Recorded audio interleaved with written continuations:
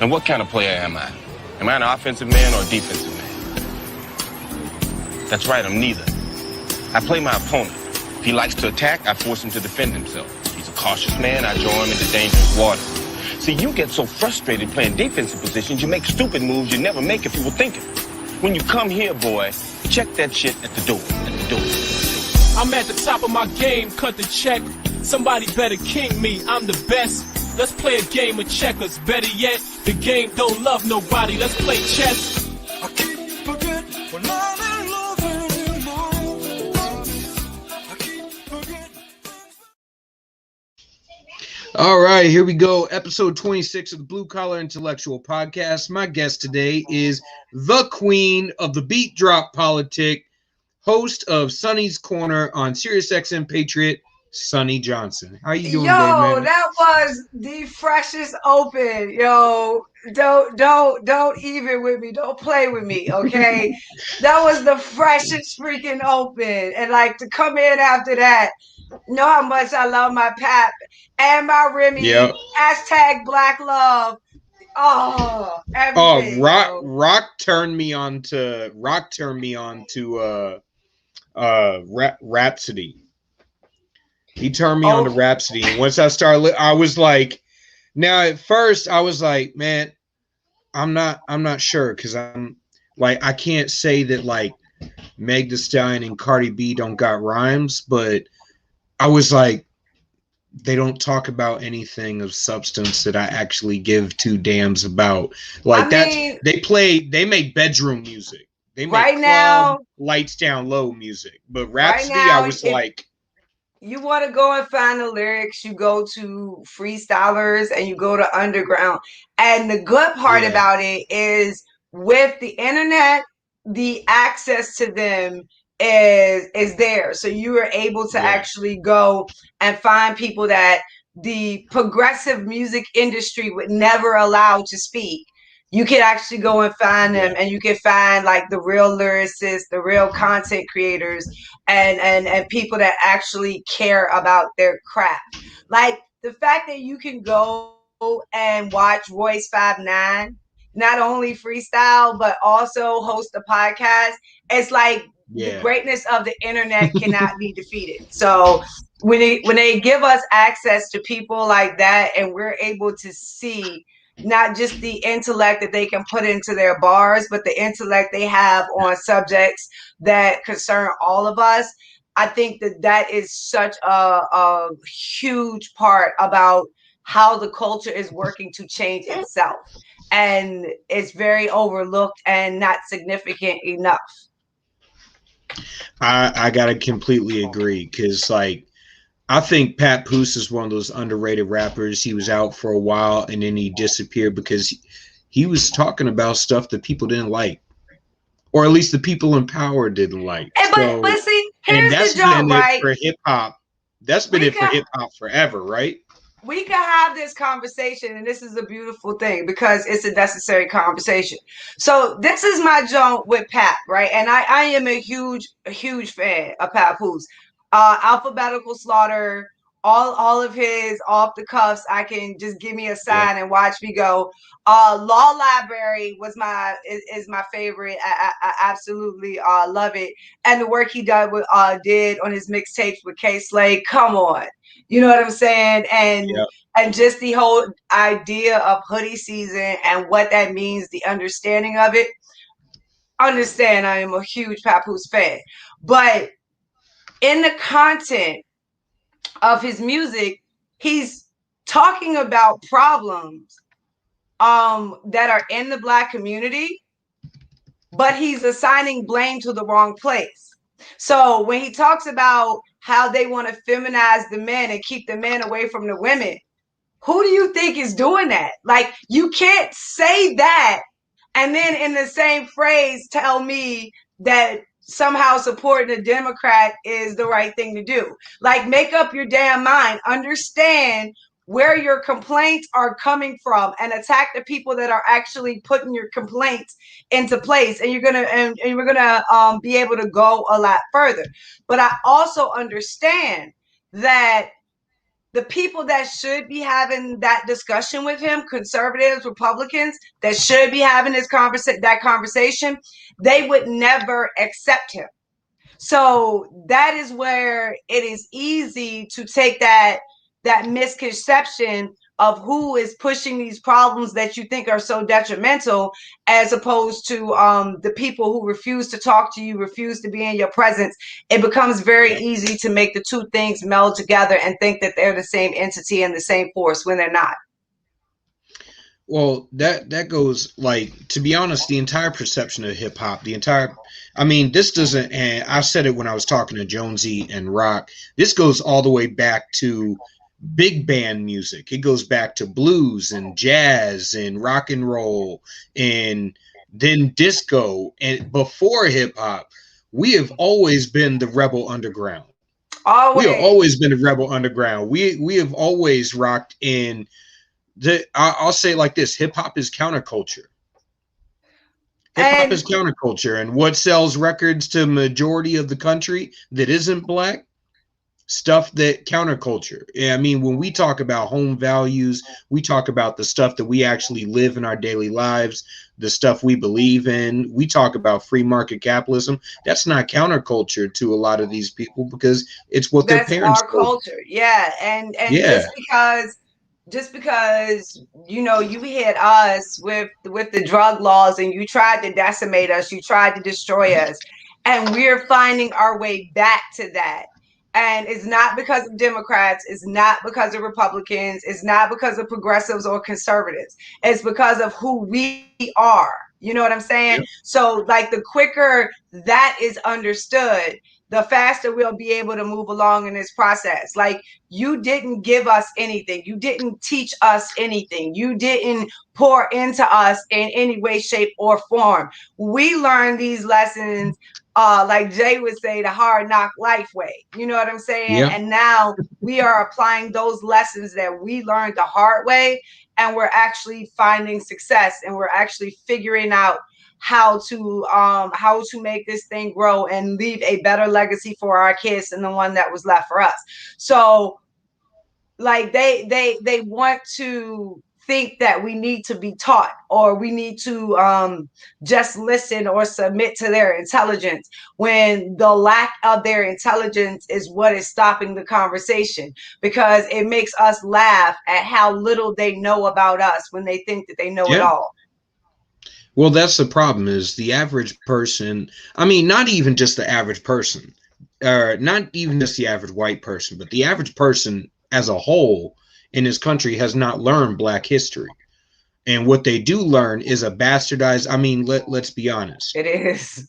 When I lived in Dayton, Ohio, when I grew up in Dayton, I lived on Wright-Patterson Air Force Base. And then when my mom got out of the military, which, like, I'm a lifelong conservative, and I try to explain that to people. Like, I never been red-pilled. Nobody red-pilled me. Life red-pilled me. Like, I've been a conservative since birth. 140 years of, like, 140 years straight of military history on both sides of the family. My mama's daddy served. His daddy served. My mama served. My dad served. My grandpa served. His brothers served. His daddy served. Ever since we immigrated here to the United States, even on the ADOS side of my family, we've all served. We've been conservative. You can't try to red pill me. I'm more conservative than you. So I'm like, when we start talking black history and these people are like, well, that doesn't sound right. I'm like, you don't know. You don't know, because you tried to cram 450 years of black history into 1 month a year. And then you skip 100 years of that and you just get the bullet points. So you went straight from, oh, well, they came over here on ships. And, oh, wait, no, let me get all the talking points. So black people sold other black people. Then they got on a ship. And it was all hunky-dory until they got here. And then we got here, and then it was all hunky-dory being a slave. And then Harriet Tubman showed up, and then she took a few.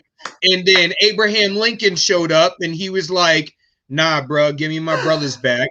And then Frederick Douglass hopped around in there and was like, hey, what's up, Abe? How's it going? How's it hanging? And then you skip 100 years. Oh, wait, nope. You got to throw in the Tuskegee Airmen because they were pretty awesome because they're war heroes, but they're a part of the rights protected class, but not the Tuskegee experiments. And then we're going to skip Booker T. We're going to skip the Black Wall Street and everything. We're going to go straight to the civil rights era. And we're going to go, oh, yeah. And then that's where the Democrats come in. And then the parties switch. And then after 1968, it was everything was hunky dory. And we're all good. There's nothing needs to be fixed. Don't worry, the systemic racism that came from Woodrow Wilson and FDR, that we're not going to dial that back. We're not going to dial that back. That systemic racism that is really Marxism, cross-dressing is progressivism. We're not going to dial that back. We're just going to start it right now. And then damn you, black people, during the 94 crime bill, why couldn't y'all just stop smoking and selling crack? And then we get to now where, well, I don't understand what you guys are whining about. Like, geez, I don't understand. Maybe you guys are just brainwashed. You need to come over here and stop voting for Democrats. Wow, that was beautiful. Yo, that was, see, but here's the thing, right? You see how you did that quick? To actually tell our actual history would take hours.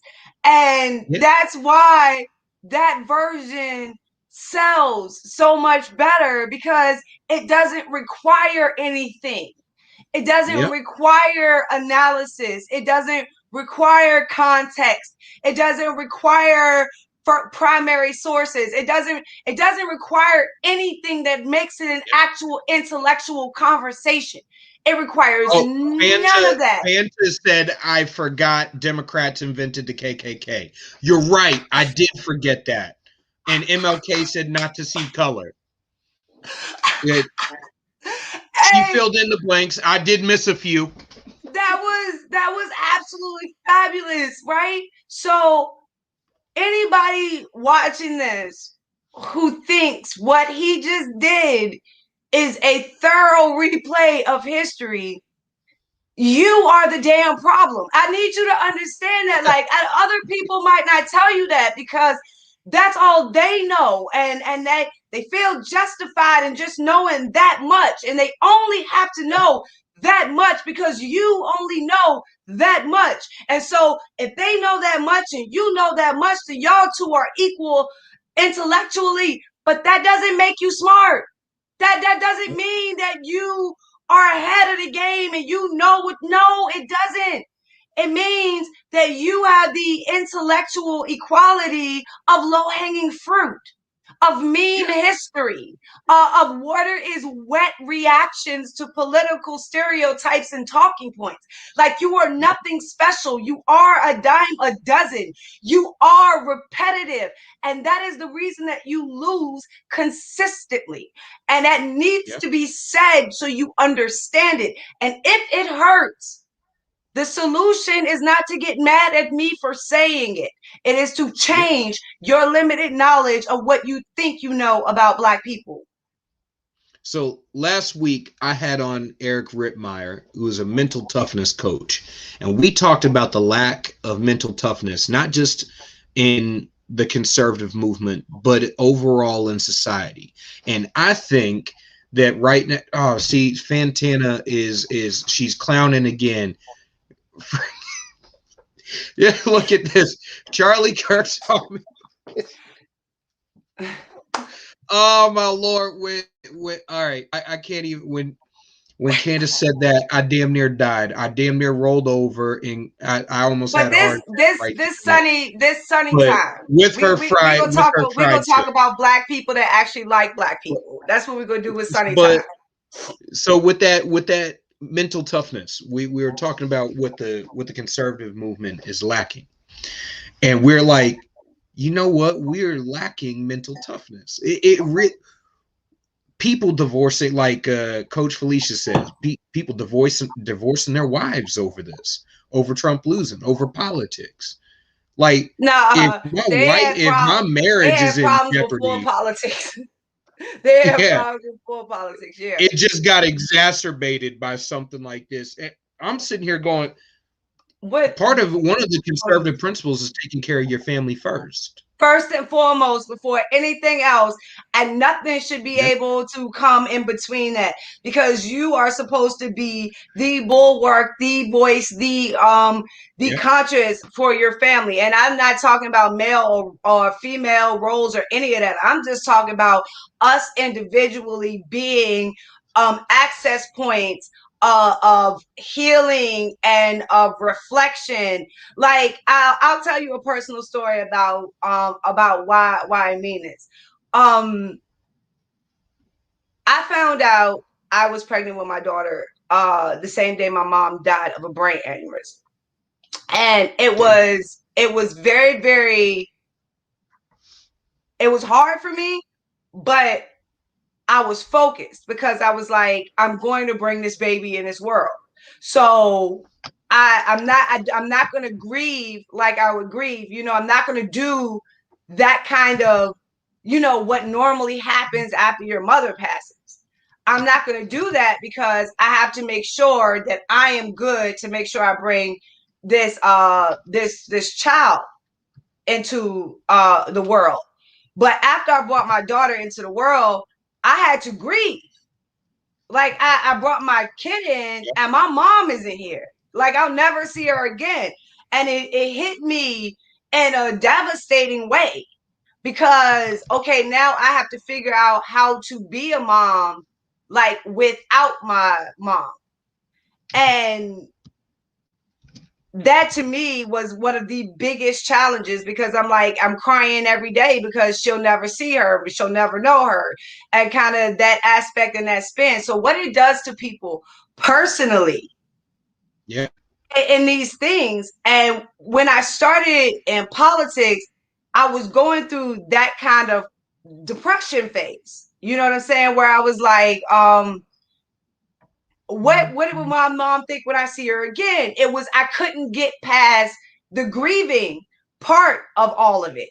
And when I finally did, when I finally got on the other side of that and I looked at it and I was like, I want to make sure I'm something different for my daughter.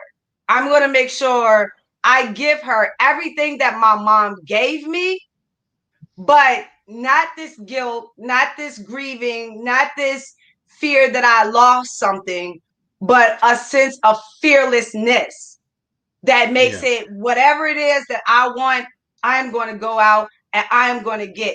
But that came because my family looked me in my face and said, what the hell is wrong with you?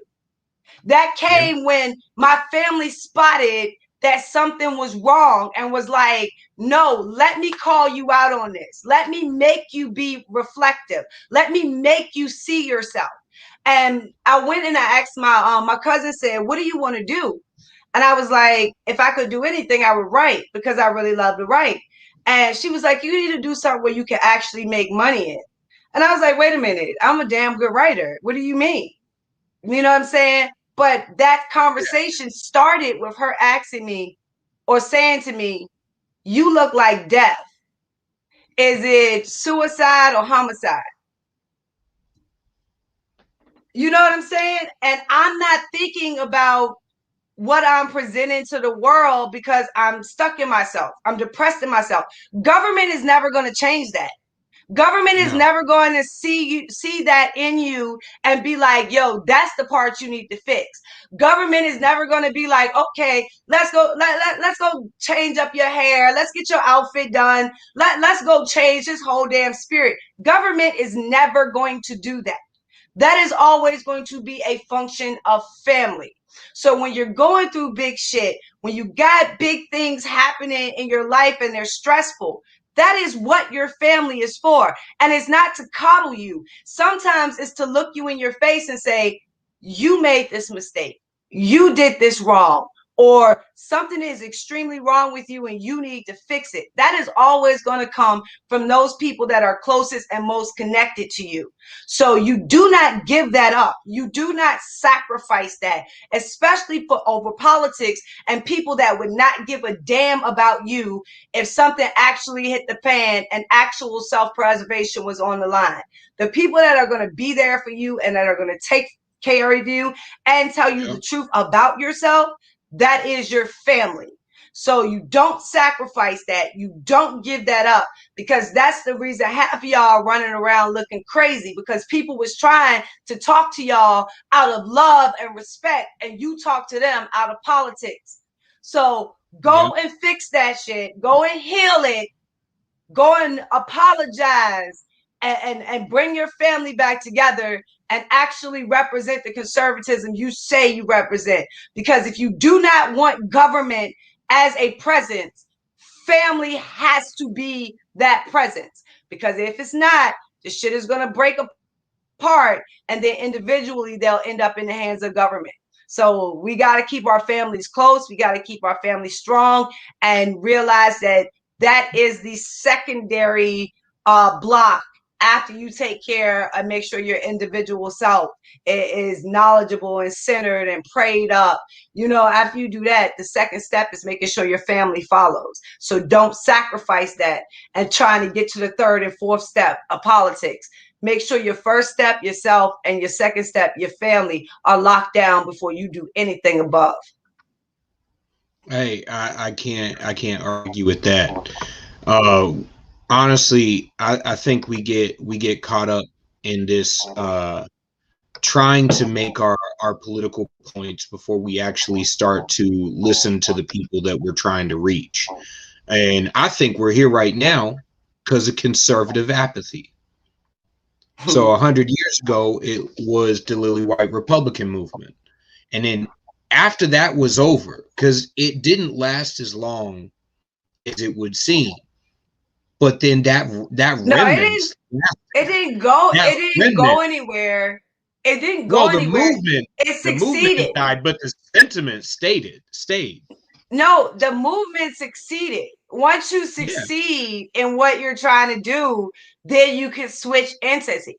So they succeeded. It's not a matter of did they disappear or did they they won. And they kicked our black asses out. So they won. And then after you win, then you can decide what you want to change yourself into. So after they won, after they kicked us out, then they were like, oh, we're going to be these super loving, warm Christian people that are colorblind, and we're going to be pro-life, and we're going to do, they reinvented themselves, not because it was a reflection of who they were. It was a reflection of their victory. See, with that victory, quote unquote, they got to reshape the definition of conservatism. So like you were saying when you gave out the history lesson, the Frederick Douglass conservatism was erased. The Booker T. Washington conservatism was erased. The Carter Woodson conservatism, that was erased. The partnerships, the building of the HBCUs, the starting of foundational communities of Black Wall Street, all of those things that Black Republicans and Black and white Republicans worked in unison to create, you know what I'm saying, just falls by the wayside and disappears. And once you've accomplished that, you've won. Yeah. You know what I'm saying? They didn't have to stay. So conservative apathy to fix the problem, to solve the problem. That whole voting with your feet thing. And you talked about it this weekend I didn't get to stay and listen to the whole episode because I ended up taking calls for the rest of the day. And then my little princesses wanted to watch a movie. So princesses want to watch a movie. So I got to watch a movie. That movie Raya was actually pretty damn good, so I'm not mad. That was actually a really good Disney movie. I like to teach my daughter. Raya, it's a new Disney Plus movie. Raya and the Last Dragon. I got a teenager now, so I relish in the fact I don't have to know the name of everyone that comes out. I'm past that. I have to know the name of the anime she's watching and how much death it contains. So that's more of what we're talking about these No, days. that's my 9-year-old. That's my 9-year-old. We finished Bleach. We're on One Piece right now. We're so far. So like my I son love is One where Piece. I'm at with One Piece, and my daughters are at like the beginning of One Piece. So I my two love young ones like watching it. I love One Piece. What I love about it is the necessity for everybody to play their role. That's Yeah, the thing that I love about watching One Piece. And I know that it's something that's kind of concurrent in most anime, but One Piece is dependent upon it. And yeah, it's not just the dependency of just the crew itself.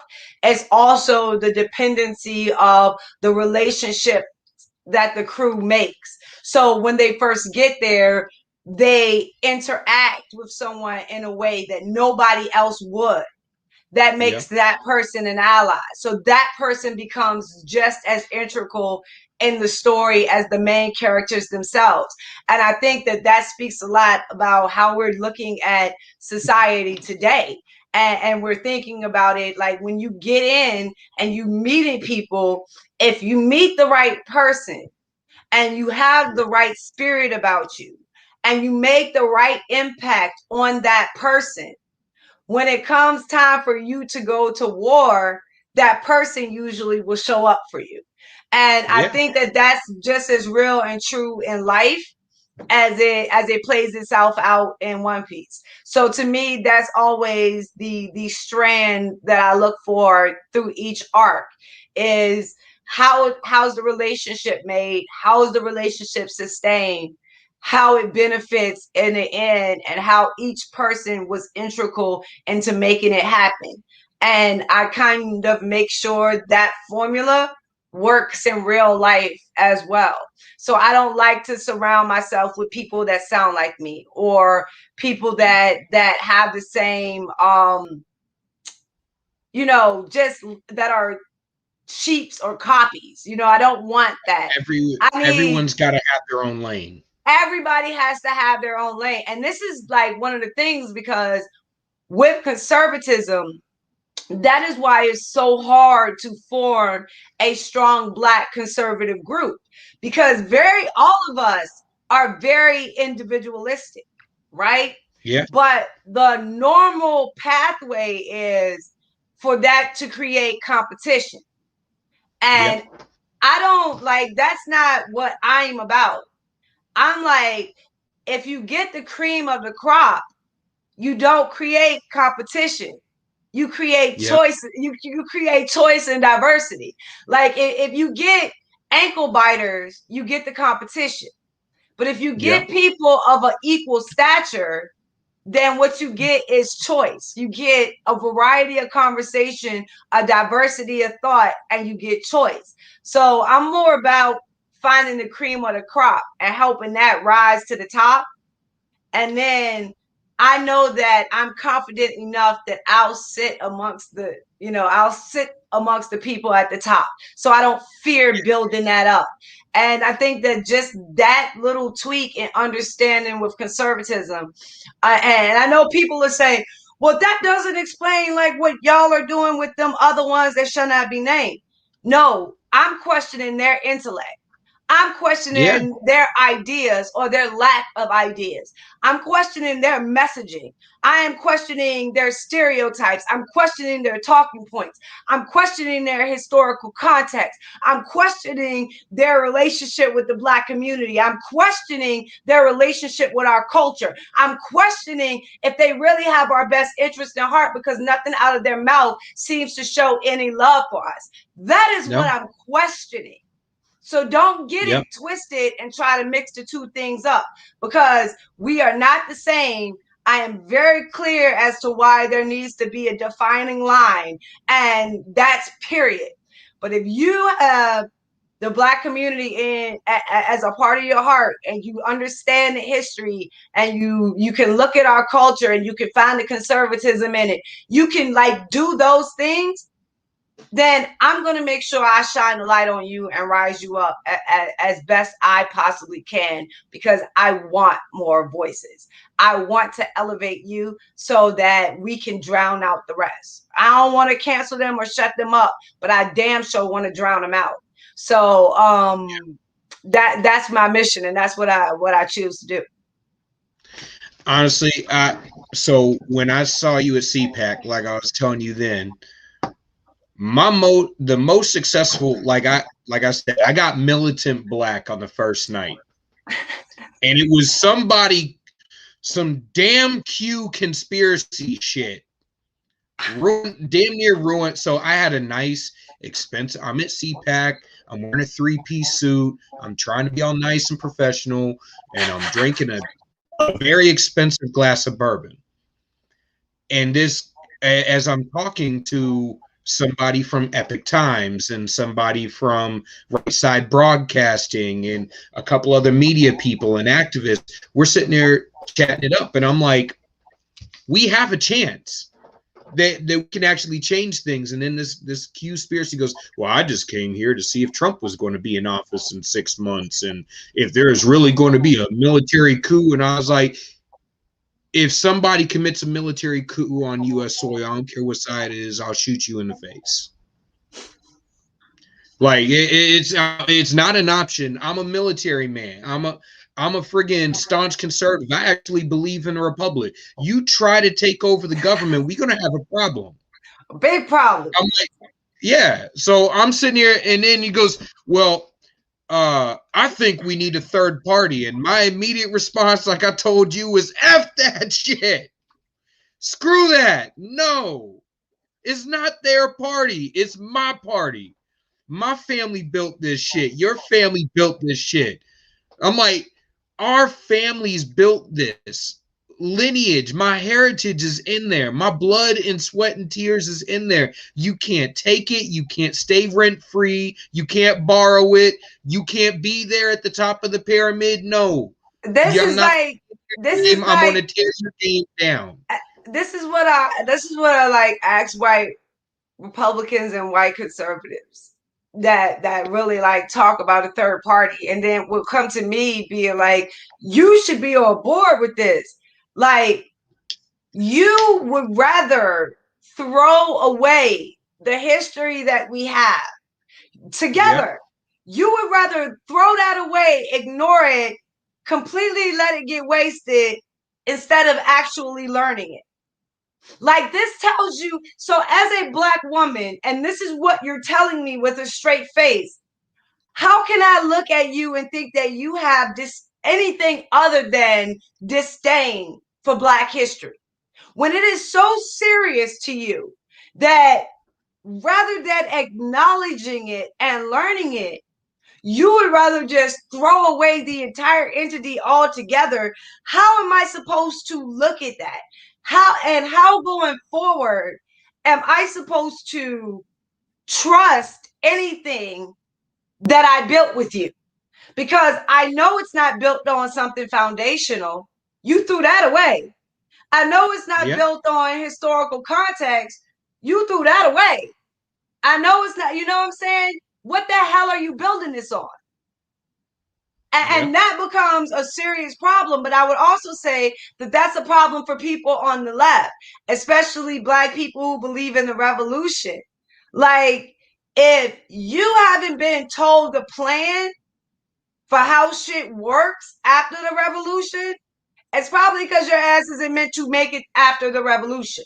So just like I would say to people on the right, I'll tell Black people on the left, you better start asking some damn questions before you help these people push into a revolutionary stance. Like, you better asking them, what's up with our water supply? What's up with our food supply? What's up with our energy supply? How are we going to get medicine in? You better make sure that there are some answers to these questions before you start following these people into a revolutionary stand. Because if they don't have answers for you, or they tell you to wait after it's over in order for all of that to be situated, that just shows you how low you are on the totem pole. And that probably means that when everything is said and done and everything shakes itself out, you won't be in any power of position of power or any kind of strength to actually be worthy to ask such questions. So, and that needs to be understood by all people. If you get a government that's strong enough to give you everything, then they're also strong enough to take it all away. And you shouldn't flirt or treat that interaction lightly. You should take that interaction very seriously.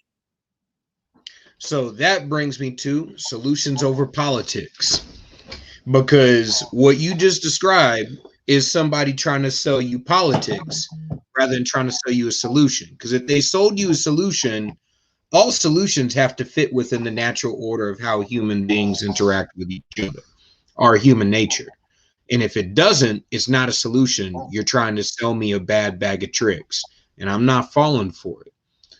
So when I was at CPAC, one of the as I'm trying to explain how we can actually approach the Black community, how we can get votes, and not just get votes, but how we can create generational change to where, like you said, I don't want to get rid of the left. I don't want to get rid of the left. I want them to be the clowns over in the corner. This conversation needs to happen, because what you said, while we would pass it amongst ourselves as this is just common sense conversation, but it's actually a very dynamic point. You know what I'm saying? Because if you look at the people that, you know, have been voices for the last couple of years, all of them lost, all of them failed. All of them lied to you. All of them told you some shit was going to materialize that had no intention of materializing. Now, if you look at Paris Denard was at least one to tell you the truth. They told you, we're just going for a couple percentage points around the edges. Like, they were lying. The other people were like, we're going to give you this big exit, this big black sit, this big walkaway, like all of that. That was not the truth. But if you actually listen to Paris Denard, and what he said is, we're just going for a couple of percentage points. Like, we're not trying for anything over that. If we get 3 or 4%, then we'll consider that a success. You got that and you lost. So was it a success? How are you going to measure the metrics of success when in the end result is not just a loss, but a detrimental loss? You know what I'm saying? Because even though you did get that increase, it's still a small percentage of the overall increase that you got. You know what I'm saying? Increase in voters for Trump. You went up 7 million. How much of that was actually Black America as a percentage? So, like, if you want to have these conversations and break this down, we can. But they're not focused on generational change. They're not focused, like, it's not even an option. It's not even a topic of discussion. It's not even in the realm of rational conversation. And as long as that is the case, I will keep my boot on their neck. And if you have a problem understanding why I am so strong and consistent on this, is that I actually believe in the generational change. I actually believe in the Renaissance. And that is not a fundraising word. It's historical context put into modern day actuality of understanding the Black community and who and what we are. That you're going to need the culture and you're going to need the intellect to be able to change this in a way that lasts us, like I said, generations, as opposed to a couple of percentage points every 4 years. Damn. That's so, with all of that, the way I broke it down, because, you know, everyone wants to talk about absent fathers, and if the father was in the home, that would solve everything. The root of keeping a father in the home is education, economic opportunity. Proper education breeds good opportunities. Good opportunities means you don't jump into, normally you wouldn't jump into a life of criminality. If the economics are right, those opportunities are available. So you use the what do you say, destructive capitalism, use productive capitalism instead, and you get into the market right. If you don't have those opportunities, you get into destructive capitalism, and that becomes a cyclical thing. And that takes fathers out of homes, which leads to kids growing up and not getting the same outcomes. So I said, by taking their own talking point, the Republican Party is in the role of the absent father. And as the absent father, we've been coming at people with tough love. Now, if you're the absent father, the Democrat Party is the abusive mother. But regardless of her being the abusive mother is still there. You show up with tough love as an absent father. Am I really going to listen to you? Or am I going to tell you to get the hell out of my face? Because the evil I know is better than the evil that I don't. You have to love first. I have a story about that where I make the mom is Miss Progressive, is Miss Prague, and the father is Mr. Khan, and those two things interact as to how we got here today. But let's change the conversation for a minute, because it's very rare that I actually talk to someone that I can have this conversation on this level with, right? All right. So the problem is, and people ask me like, well, why do you want to focus on Black men? Why do you think Black men needs to be the focus? Especially like if you look at Black women and our numbers and stuff like this. Shout out, sis. Go. Keep going. I got your back. This is not against us. We're strong. We got it. Let's go. All good. But this is about understanding the situation and circumstance that has been created for Black men. And this is not making excuses. This is understanding what Black men are born into, and what they have to learn to function in, and how it creeps into their sense of humanity. And it is a serious conversation that needs to be had, because we aren't given, and I say we and Black people, especially if you're brought up in the projects, you aren't given the opportunity to be nice. Nope. And this is something that I had to learn about myself as I grew older. You aren't given the opportunity to be nice. You aren't given the opportunity to be trusting. You aren't given the opportunity to seek mentorship. You aren't given the opportunity to look at your situation as not being normal, because there are so many situations just like yours. Yours just seems normal. You know what I'm saying? You are not given the opportunity to learn what it is like to be nice, just nice. Because if you are eaten up, you are broken down. There's always somebody there looking to prey on you, looking to bully you, to be stronger than you, to push you down. And that always gives them a sense of how strong they have to be to combat that. Black men don't need to lose that strength. They don't need to give it up. They don't need to act like they didn't experience it, which is a lot of what people are giving as a solution. No, you need to realize you did go through that. You need to realize that was your circumstance. That was your situation. You did fall in. You did make mistakes. All of that completely cool. We get it. We got it. Good. But what did you learn? Because a lot of us that make it out realize we can be nice. We realize We can trust people. One of my biggest problems was I didn't trust anybody. And over the years, I have learned there are people that are worthy of trust. There are people that are worthy of my faith. There are people that are worthy of my grace. And is a big reason that I have become the person that I am. But I had to learn that. I had to go through some shit to get to that. And we are dealing with a population of people that have learned that. And they've come out of the other side of that. And now they're realizing, like, yo, we can do things differently. We can move differently. This can be different. But everybody still sees them by the old stereotype. They see the old version. They see what we were, but won't understand, yes, we were that way. We have valid reasons for being that way. The shit we were born into wasn't right.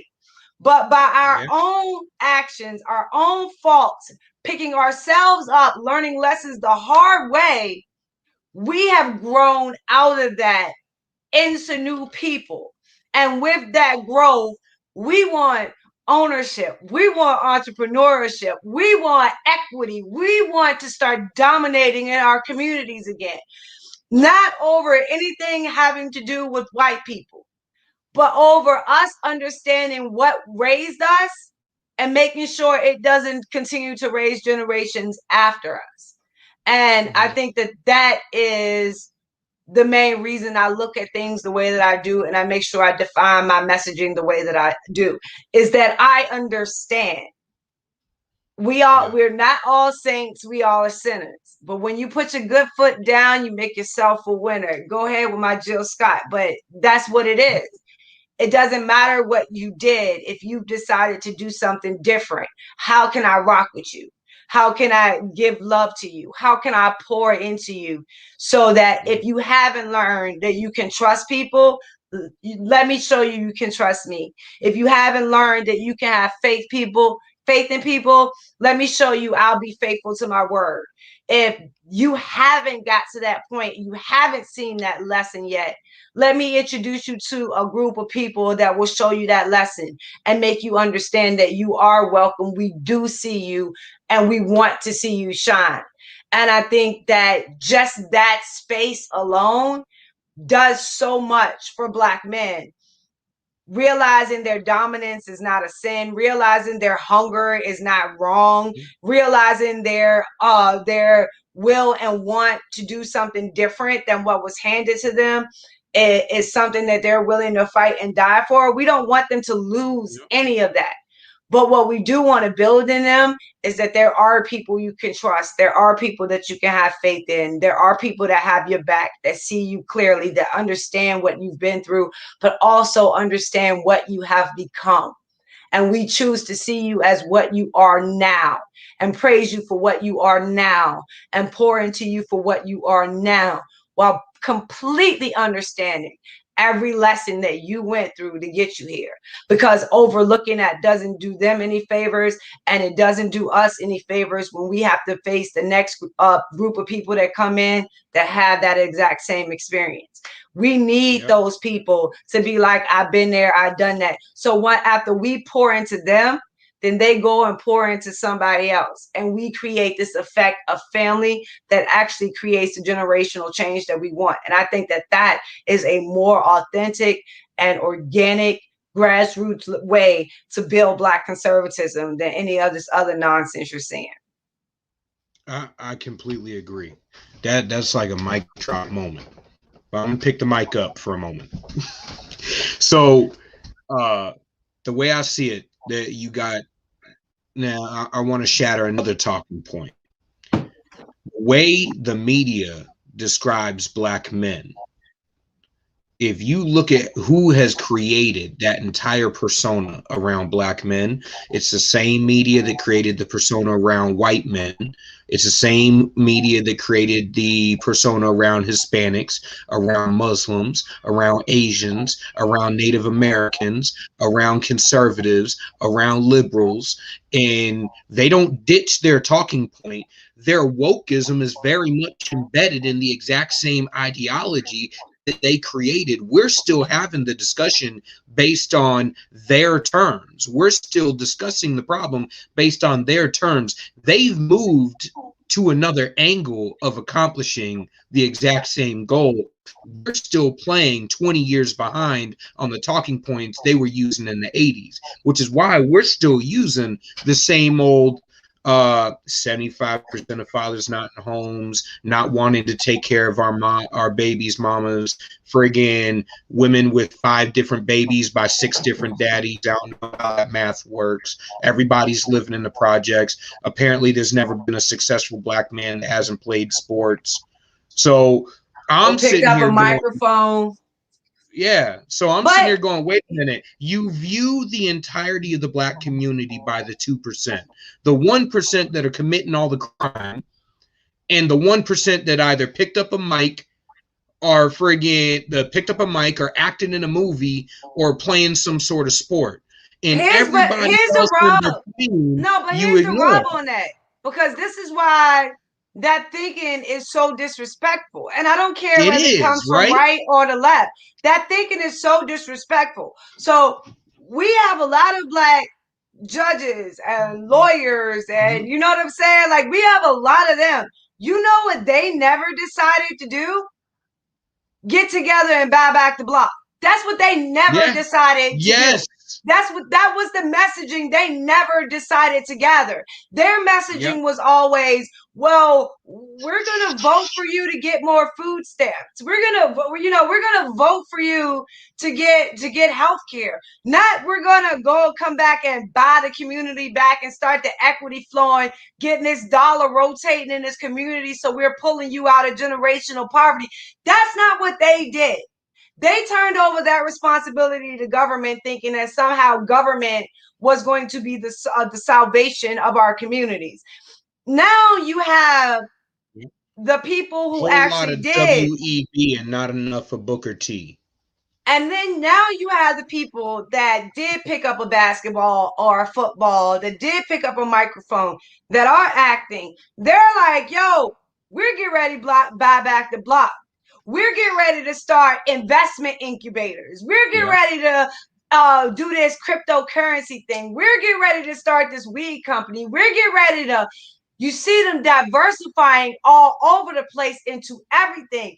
And that attitude that they bring with them of ownership, of swagger, of financial independence, it just seeps into us like, oh shit, we can do this. And now you have this entire generation of young black people realizing how real estate works, realizing how they can get properties and actually become owners and actually take that and build equity to buy more properties. And they're growing, and they've decided that the place they want to do that is in some of the most destroyed areas in our country. So you have these people that are coming back saying, we are going to buy back the block. We're going to do what hip hop told us was possible. And yet hip hop is the one that gets ragged on. You know what I'm saying? I'm supposed to. Well, it's like they only showed 2% of the black community. They only showed 2% of hip hop. No, I'm supposed to cheer Ben Carson instead of hip hop. And I take nothing away from Ben Carson. I have no problem cheering Ben Carson. But why the hell would I not cheer hip hop? Why would I not see how many people hip hop have raised out of poverty? How many bootstraps did hip hop provide? How many avenues into lifting oneself up by those bootstraps did hip hop provide? Now, Ben Carson, he made an awesome life for himself. And he is definitely a skilled surgeon. And everybody that had him as a doctor and a physician and their lives were saved because of the miracle in his hands, God bless you, and God bless every single one of those people. But hip hop then took millions and brought them out of poverty. Don't get disrespectful that both things can't be seen and celebrated. Don't get it twisted and get that through your head. It was not until hip hop Now this is the hip hop generation is different from blues and jazz and all the other musical and talented generations that we brought up, because with the hip hop generation, we created our own clothing lines. We created our own brands. We created our own shoes. We created our own everything. We're about to have the first, there's a guy working right now to be the first African American auto manufacturer in the US. There's Do you another, and remember? Killer Mike just dropped the Greenwood Bank. And there's Yeah, another but do you gentleman. remember? And now they have Rick Ross opening up a healthcare exchange down in Yes. Atlanta as well. So like, Yes. you see, you know what I'm saying? You're starting to see this regrowth, and because they have the fight. Do you remember why all of the hip hop artists started having their own brands, started opening up real estate? What was going on that was a catalyst for that? That all happened under the Bush tax cuts. Mm-hmm. So once that money came out and there was like everybody gets to keep their own money, then there was a flood of people that wanted to invest in hip hop icons as brands. And I'm talking about even Nelly having apple bottoms. It was so much money flowing through the system that everybody was able to kind of create their own little section within the system. And I think that was the first time that hip hop learned when money moves freely, we got power over it. We got influence over it. We have cultural impact that makes that money flow in a direction we want it to flow in. And if we can take that swag and mix it with our intellect, conservative intellect, where we're not looking at materialism as our form of capitalism, we're looking more at investment and ownership as a brand of our capitalism. So that's a distinction. Now you're going to get us in trouble. Now you're going to get us in trouble because there are plenty of people who don't want to see that happen. And that shit is bipartisan. Yeah, because you need the problem to persist in order to maintain power. That's the reason. What is it? There are many doctors that don't want to see the patient get better. They want to see the patient stay sick. That's bipartisan. That's not just a left thing. It's an elitist thing. It's an establishment thing. It's the people who would rather lord over us, not represent us. It's people they in like general to use. They like to use that Booker T quote. There's a group of colored people that like to keep the ills of the Black community in the forefront because they make money off of it. And I like to remind them that when Booker T said that, there were no Black Democrats. So who do you think he was talking about? He was talking about those Black Republicans that you bring out their faces to be like, he was the first Black Republican. He was the second Black. Those are the people Booker T was talking about.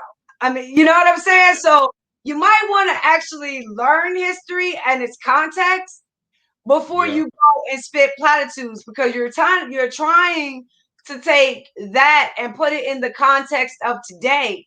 But you look very foolish if you don't understand the context of when it was said and who it was directed to, because it was directed to a lot of these same ilk of people that now quote it as a mantra.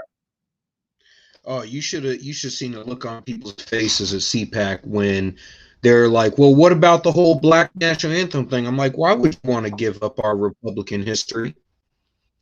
And they looked at me like I lost my damn mind. I was like, what, you didn't know? This is new. This is new. This song is well over 100 years old. It got the moniker the Negro National Anthem back at 1919, Abraham Lincoln's birthday. It was a commemoration for the Republican president, the mic drop birth of the Republican Party. Why do you want to give up our heritage? If anything, I would have said, oh, so you like our heritage. Thank you. Would you like to come over and try out the rest? The water's warm over here. Like, come We on. There's no we have sharks, so we you ain't have gonna bite. economic independence on the dark side. Yeah, Yeah. come on over. I'll cut your taxes. I'll keep the government out of your pocket. You know how Bloomberg said you couldn't drink that soda. I don't care if you drink that soda. You know how California said you couldn't use a plastic straw. I ain't gonna put you in jail for that. You know how you got a broken tail light?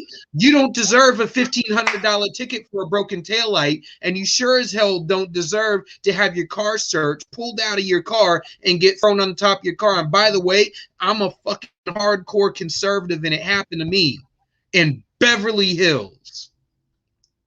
See, and Beverly like Hills. this My is the black thing. Chevelle. And if I find As that cop, a beat your ass.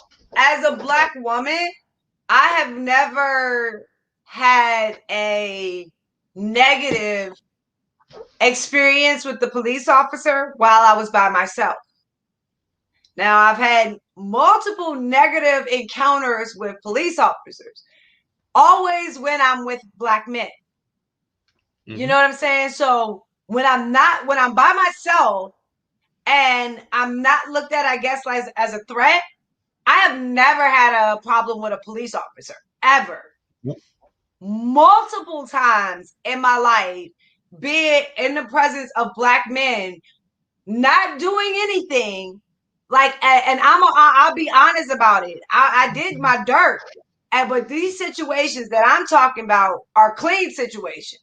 Not doing anything, not being in the wrong, not breaking any law, just because you don't like that I'm with a black person or a black male, or you stop my car. My license is fine. My papers are fine. There's nothing wrong with my tags. Everything is good. But you want to search my car and put the flashlight in so you can look at it. No, I'm not like, no, So even though I can say like me myself personally, no, when I'm in the presence of black men, very much so. What happens to them when they're not in the presence of me? When I'm not there. I can tell you right now, I had a blacked out Chevelle. It was nice. I love my Chevelle. But I had a black Chevelle driving through Beverly Hills, and I'm a car guy, and I was active duty at the time.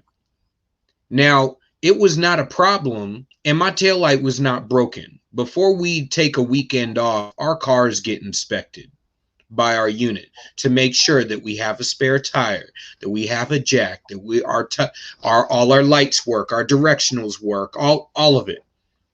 It's part of our safety protocols for the weekend. So there was no broken tail light. He saw a blacked out Chevelle and a black dude driving it through LA. The nice, really nice part of LA. And it was not that type of like, $80,000 resto mod Chevelle that is out of my league but it got to the point where I had to start telling other black Marines to put an Eagle Globe and Anchor sticker, put a military sticker on your car. So when the cop pulls you over, he sees, oh, it's just a dude that just got back from deployment and got a 30% interest rate on a car, not a drug dealer. Because that's what would end up happening. You got back from deployment and you bought a Mercedes. Well, congratulations. Every time you go to LA, you're going to get messed with. And that's a hell of a APR to put on a car. I wouldn't suggest that financially. I like, no, don't do that. But no. Yeah, that tells you where my mind went. That whole conversation, that's what I brought out of that. Like, wait a minute, young dudes, they never bought a car. You messed the economics up on that car purchase. What was you doing? Like, not me. All of that, that's what my mind I did the smart thing. I got out to base in California and I bought my car cash. I bought it, I owned it cash. I was like, I was young. I was a private. I'm like, I don't got money for a car payment. Are you shitting me? The thing I learned about money is that it's much more useful to remove your stress than to give you joy. And you have to understand that. it's much more useful to remove your stress than to actually give you joy. So being financially independent, it gives you auto pay. You know what I'm saying? Like, it gives you access to good credit. It gives you the ability to move and go when you want to move and go, and not be restricted by just kind of living day to day. But it will never make you happy. It's never going to give you joy. You know what I'm saying? You have to create that. You have to find out what that is. And a lot of the times the trick is finding out what makes you happy and gives you joy before you start looking for the money. So most people want to be like, no, I'm just going to go after the money, and I don't care what I have to do to get it. And especially like for a lot of my sisters, that leave a lot of them broken because they're not putting the restrictions in place for their happiness and their joy, just the necessity for the money. So once you get the money and then you look at yourself and you're broken and you're defeated and you're not happy, it's not solving anything, you realize that maybe doing anything for the money wasn't a good idea. And I'll take that exact same analysis and put it on people in politics. So if you like take the example of a Stacey Dash, of current news cycles, that She's gorgeous. you can when you decide that anything is worth the money, and you'll say anything for the money, and you'll do anything for the money just because Fox News is willing to pay you for it, then at the end, after you got the money, after you snatched the husband you thought you wanted so bad, but ended up, going to jail for beating them up, like, you start to realize, was that money gonna bring you the actual joy and happiness that you were seeking? No. Yeah. So maybe you actually tell Hotep Jesus you talking about his wifey. I'm watching. I can't wait for the analysis. I am like, as soon as I finish with you, I'm going to get myself together so I can make sure I am there to see him protect his boo thing. I think it's going to be hilarious. He has me rolling. My youngest looks like Stacey Dash. She's got the caramel skin. She's got my wife's hair. She's got my wife's green eyes. She's got my lips, and I'm like, and I think she's I got a gun for that too. I think she's absolutely beautiful, and that doesn't take away from the fact that she had no business being a representative of Black conservatism, because she didn't know what she was talking about. She didn't understand it. Again, it's not about things that everybody gets caught up in. Is just because we look alike doesn't mean we have the same experiences. There are people that get it and there are people that don't. There are people that see the love and all the power in the Black community, and there are people that don't. There are people that jade it. Like, I'll be perfectly honest. When I lived in Dayton, Ohio, the dynamics in Dayton was we actually had an active KKK chapter. We also had an active Black Panthers chapter. I saw the KKK march through my city during the Black Cultural Festival. So I understand what it actually looks like face to face. As a little kid, my daddy is white and my mama is Black. Imagine how that looked. So I'm like, I get it. I understand. And I also got it from my own community. I could have very easily been as bitter as some of these people. But I'm not, because I love my community. Yes. The few knuckleheads don't outweigh the love I got from my community. I am definitely Black before I'm American, because if America decided to start committing genocide on Black people, bet your ass I'll be locking and loading for my community and not for the stars and stripes. Because I believe in who you are as a people. But so it's I wanted to get rid of that. When they push us to that point in the conversation, you know what I'm saying? Yeah. They've won. And I'm like, I'm not giving you that, because we're already doing it. So, like, these hypotheticals you're throwing at me, no, I'm not entertaining them because I know that we're already doing it. So if we have to do it without you, understand that at that point, the price is going to go up. When, like, if you're going to make us build it and do it all ourselves, when you come for us, we're going to be looking at you like, y'all, the price that went up. Because when we asked you to help us, you didn't. When we asked you to be there, you told us it wasn't your place and it wasn't your responsibility. You didn't have time, effort, or energy, and you uplifted these other people and they gave you the tingle up your leg as opposed to someone that was going to actually tell you the truth. That was your choice. And that choice comes with consequences. You're conservatives. You should understand this. I should not have to explain to you how this works. You were presented a choice. You made the choice. Your personal responsibility means you will reap the consequences of those choices.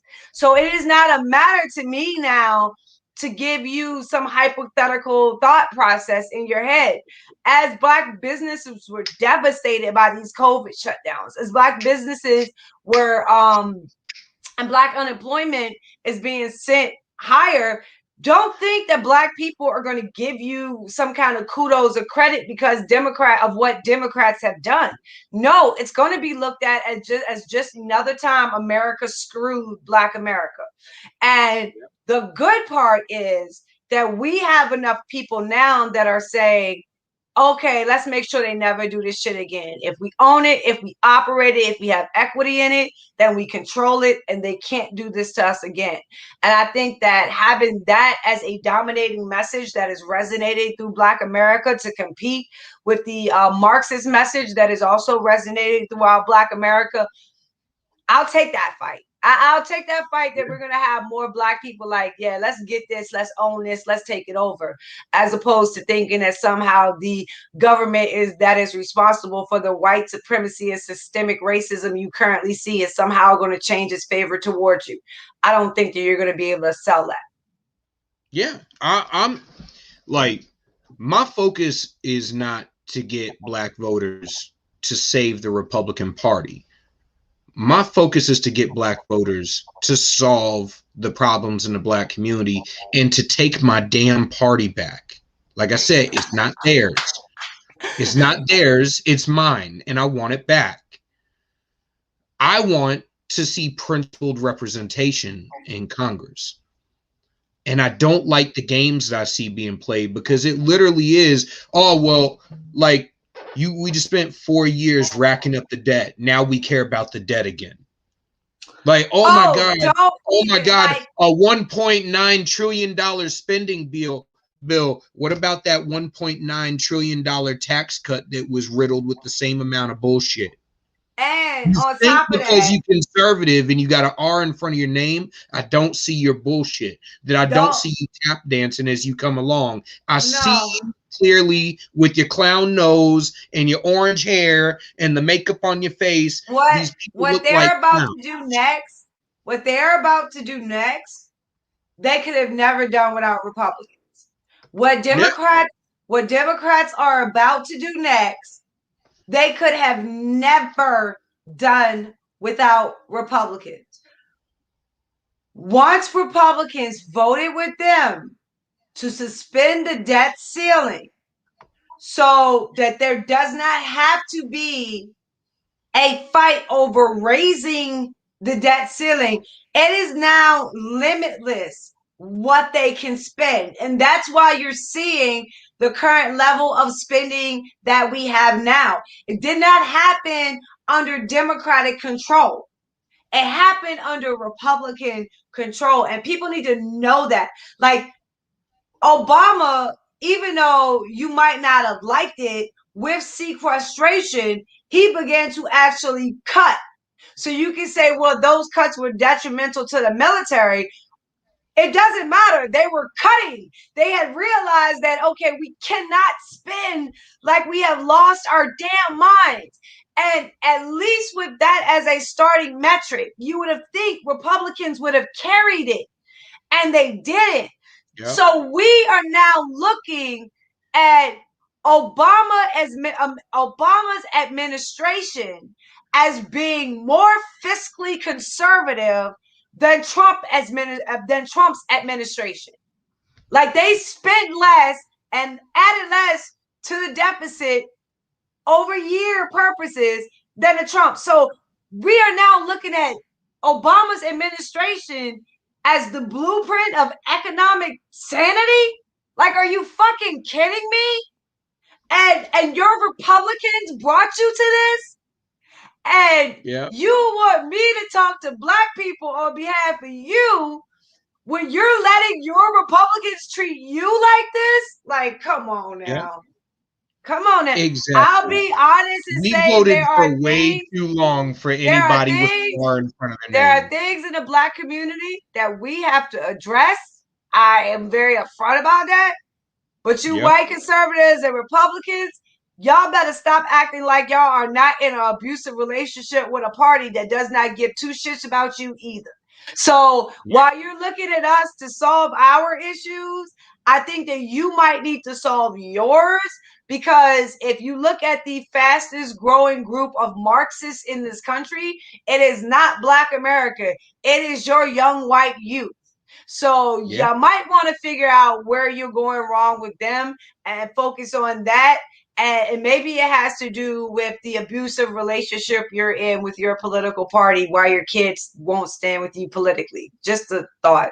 I might want to throw that out there. Cause and effect.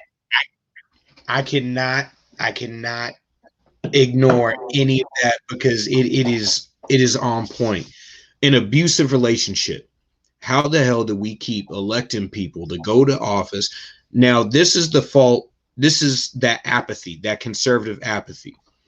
Oh, well, you know, every time it got bad, we left. So we left the cities and they took it over. We left the state and they took it over. We voted people in, and then we are just like, oh man, they didn't do what we voted. All right, I'm just gonna sit. No, see, that's it. That's not how it happens. And we have to tell people how it happens so they can understand and see it. So if you went to see, if you was at CPAC, what was the message? What was the message at CPAC coming from like the main stage? There is no civil war. We are unified. We are together. We are one voice. We are one. And I'm like, wait a minute, you're what now? Like, except for a notable few. Except for a notable few. And I won't even get it. I'm not even a big fan of this dude. I'm not a huge fan of Dan Bongino, but he was the first dude to get on stage and really be like, look, man, we messed up. We're broken. We need to build our own. We need to buy our own. We need to make our own. When they tell us we can't have it, we go do it again. When they shut us down, they take a server farm, we buy a server farm. I'm like, yes, we made it through what, 30 speakers before somebody actually provided a solution to anything? No, because it is not that. And this is the same pattern that they do over and over and over again. And that's why one of the things that I'm focusing on is making sure people understand that this is that 100 days. This is the 100 days where Republicans are going to show you who they are. Democrats are going to show you who they are. Mm-hmm. You need to be self-reflective and steeped in situational awareness so that when we're coming out of these 100 days, you are in a position to show them who you are. And to understand that this is not going to be a fight that is won behind social media. This is not going to be a fight that is won in this magical bubble with shrinking numbers. It's not going to be a fight that is going to be won with low-hanging fruit intellectual conversations. Like it's just not going to happen on that battlefield. It's unrealistic to think that it's going to happen on that battlefield, and it's unrealistic for this generation to think that they are not going to have to get their hands dirty. And of course, I'm talking figuratively. They're not going to have to get their hands dirty and actually get in this fight and actually start causing casualties of their own. And I'm not talking about a quick win and a scalp claim or no shit like that. I'm talking about taking over seats. I'm talking about rhinoing and primarying some of these rhinos and getting them out. Like, that's one of the things I loved about Trump coming out and telling the Republican Party, no, you can't fundraise off of my likeness anymore, because they're going to take that money and they're going to funnel it to people that stabbed him in the back. So this isn't even a question. This isn't even a question of whether or not you like Donald Trump. It's a question of, do you think a person who gets stabbed in the back should then have to finance the people that stabbed them in the back? And when that becomes the question, then I think you get a different conversation. And it doesn't, like I say, I don't care who that applies to. That applies across the board. You should not have to be financing people that the moment your check clears, they're going to insert knife here. So that goes for any political party or any politician in that political party, or anyone in a pack that uses that same theory to push nonsense and peddle lies. No. I completely agree. Lawrence D said Republicans' sole focus is corporations and the rich. I disagree. That is universal throughout Washington. That's not just Republicans. That's all of That's them. Democrats too. I'm gonna throw this out there. Who did all of big tech and every major corporation in the country just donate to? Last time I checked, it was Biden. Probably because throughout the 50 years he spent in government, shucking and jiving with him and Mitch McConnell and the rest of the careerists in Washington, they all been getting paid by the same people. And the one thing they all agree on is not Trump. The one thing they agree on is not Trump. And if you had anybody like the two of us up there, I guarantee you they would agree on not us too. Yeah. The fact is they don't want anybody that ruins their game. Yeah, and that's the truth. And that's the difference between the people on the ground that are grassroots and the people at the top. And I think the people at the ground that are grassroots are ready for this conversation. They are ready to admit what they don't know and willing to learn some things about going forward. And I think that that's a conversation that we should be open to having. And I presented myself to be a kind of a voice in that conversation. But again, it is the people at the top. They don't want to be exposed for how much they don't know. And this is coming from somebody that's been there, that's talked to them, that's debated with them. Like, you're not ostracizing me because I'm not smart enough. You're ostracizing me because I'm too damn smart. And if I continue to be around and I continue to poke holes in everything that you say and upset the apple cart as much as I'm doing, then I'm just going to make your job harder. So I understand why I was pushed into the position I am. And I'm not going to be mad at it. I'm like, okay, I got it. But if you think you're going to stop me, good luck.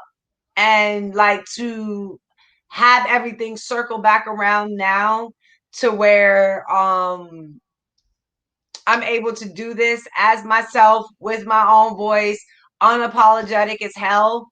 I think it is one of the best things about being in the position that I am now, secondary to having people like you that listen to the show and listen to Sonnie's Corner. And when I said activate, you understood that mean actually do something and not just talk about it or try to wait for somebody else to do it. It was to actually go out, figure out what your role was going to be, figure out what your skill set was, figure out how you can put it into motion and actually do the work. So with those things being present now, it's a lot more of a joy to be a Black conservative advocate than it was when I first started. So it's a lot easier not to pay attention to what the negative white people are saying and to focus on what we're doing and what we're actually building and how we're actually growing and how we're actually making a change. When that is our focus, then the work is fun. The work is joy. The work is passion. And it's not so much a drag. And on top of that, now I have something that I know I have to defend. You know, now I have something that I know I have to protect. So if I get the White House, if I get CPAC stage, if I get Fox News, I am going to protect it fiercely every single time because it is worth defense and it is worth protection. Honestly, like that's what drove me when I was at CPAC. The thing that I broke it down to, because, and I said it the week before going, was all these people understand is business. They all understand money. They say they understand economics. So I'll break it down to good and bad business decisions. If I'm trying to get your vote, you're my client. I'm trying to get you to buy something from me. Now, if I'm trying to get you to buy something you don't necessarily want, I'm not going to sell you the brand. I'm not going to walk up to somebody in the middle of Detroit and try to sell them a Ferrari. I'm going to convince you of how this Ferrari can solve all of your damn problems. Because in reality, that's what we're selling, is solutions to people's problems. I don't care how they describe the problem. I don't care if you describe it as systemic racism. It doesn't matter, because at the core of what you're describing is a problem with government putting its boot on your neck. I have a solution to take that boot off your neck. Why would I argue with how you describe the problem if I got a solution to fix it? I don't need to rephrase the problem to make me feel better. I got a solution to end the problem. So I sell you the damn solution. That's And intellectual this damn dishonesty. businessman. Well, when they do that, and I was like, when they do that, when they focus on the verbiage and the language, it's intellectual dishonesty. It's something that's very prevalent on both the left and the right. You see it on the right, but it is permeating and dominating on the left. You know what I'm saying? But that's because they don't care. And I don't care. Like, they don't care at all. Like, at least Republicans have been scared enough to at least try to fake it. Like, Democrats don't give two shits. And so, you know. It's because they got all the microphones. They can use their own language to craft a narrative and rewrite the language in real time with everybody else with a microphone. They're repeating it. And yes, they're making the narrative, and we're still debating based on their terms. And I'm like, they say the damn words. Yeah, we don't get the chance. They change the damn words. They change their messaging with the email. Everybody moves in lockstep. And I don't want that. That is the one weapon that I told everybody at CPAC. I'm like, look, as a party of individuals, we do not need to move in lockstep, but we do need to link arms. We don't need to talk like robots, but we need to understand where everybody's coming from and have each other's backs. Because when I walk on the battlefield, we don't walk as individuals onto the battlefield. And it doesn't matter if that's the battlefield of bullets or ideas. We need to have the debates amongst ourselves before we head to the battlefield. You know what I'm saying? Like we should probably know our formation. We should probably know the terrain. We should probably know something about our enemy. Like there should be a meeting that we have before we take out these other people, where we make sure we're operating under the best plan. We're operating under the latest knowledge, the latest intel.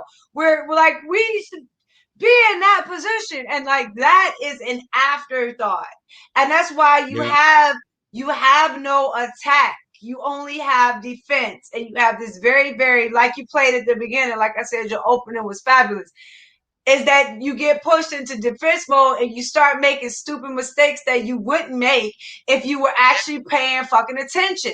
You know what I'm saying? And it just fits so well with this whole reaction of the right from their treatment that comes from the left.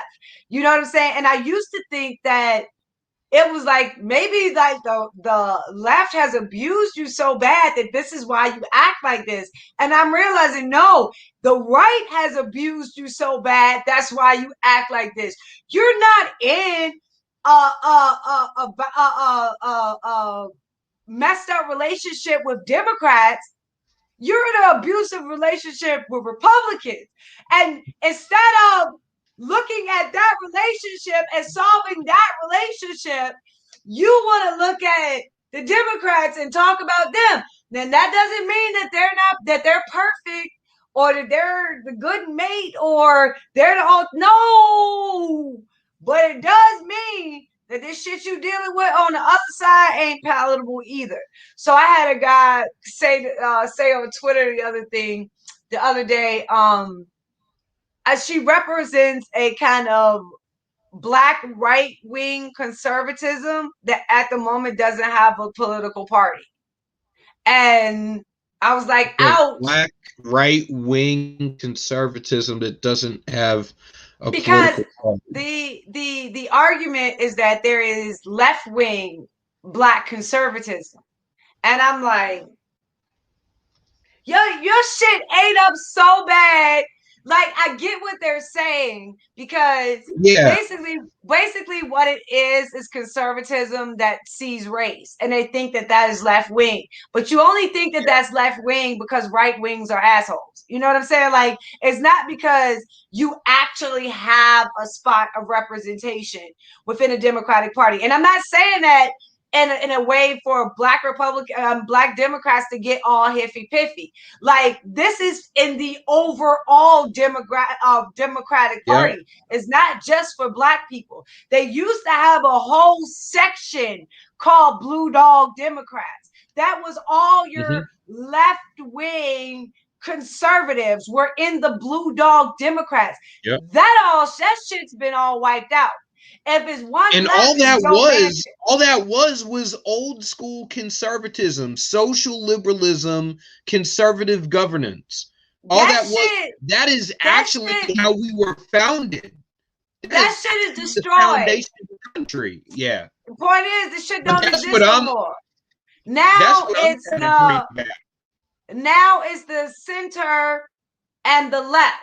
There is no right-wing space. So as much as you want to say that there is this left-wing conservatism, no, that whole Blue Dog section of that has been pushed out, ostracized, and told that it is not welcome.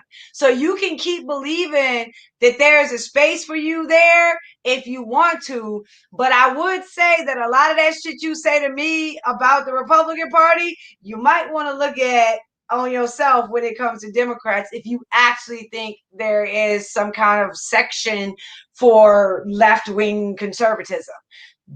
That was present at one time, and now it is gone. It is destroyed. It does not exist. So stop playing with it. Stop pretending. I operate on the right because I know that there are more of us on the right than have the microphones and are in control. And I saw this when I talked to donors.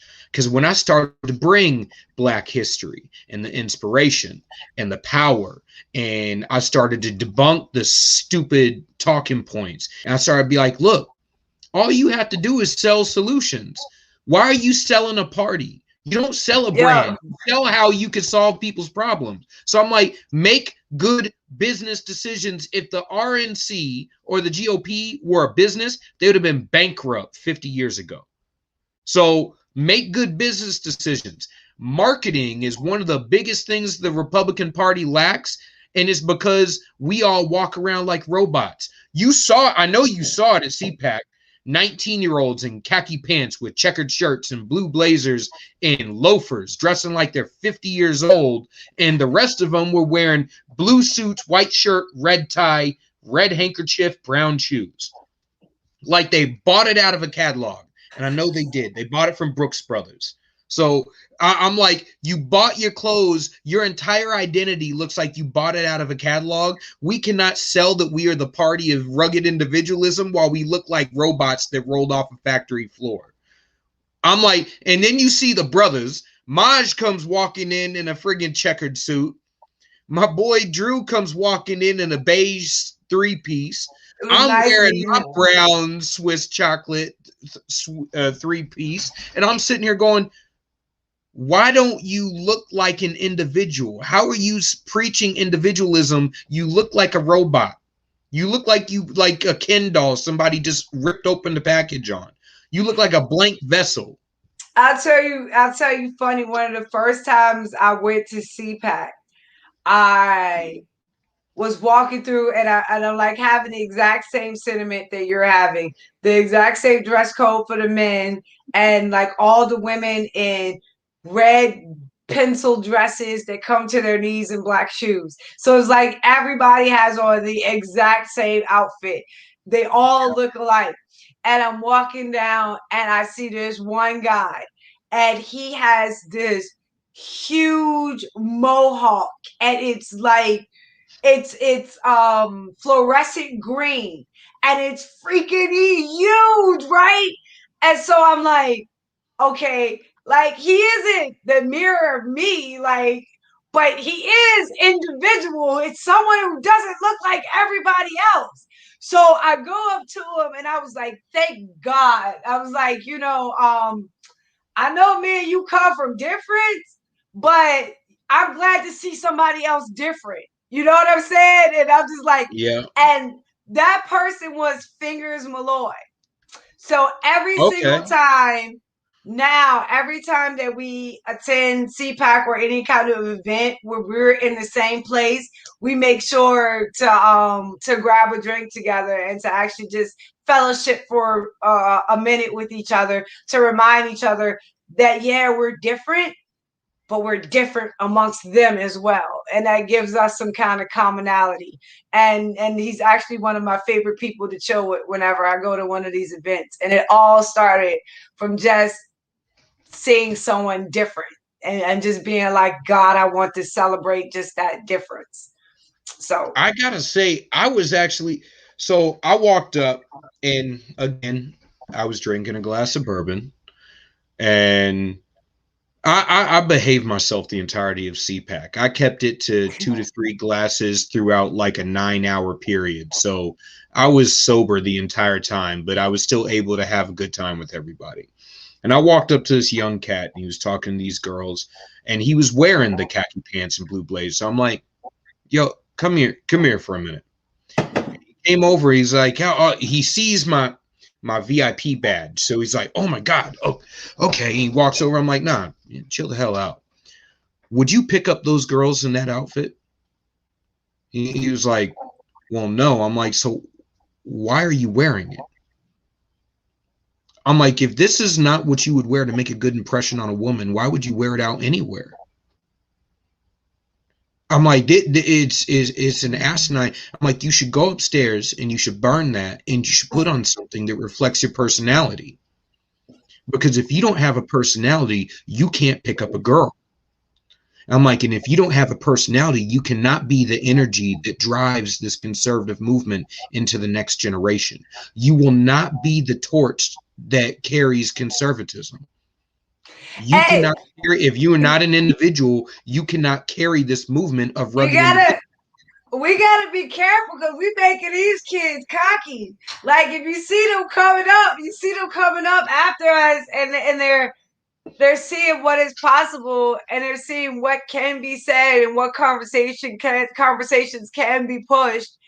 And they're going to break all the norms. Yeah, you're seeing like them get this whole new confidence about what can be accomplished and what can happen and what a strong voice actually sounds like.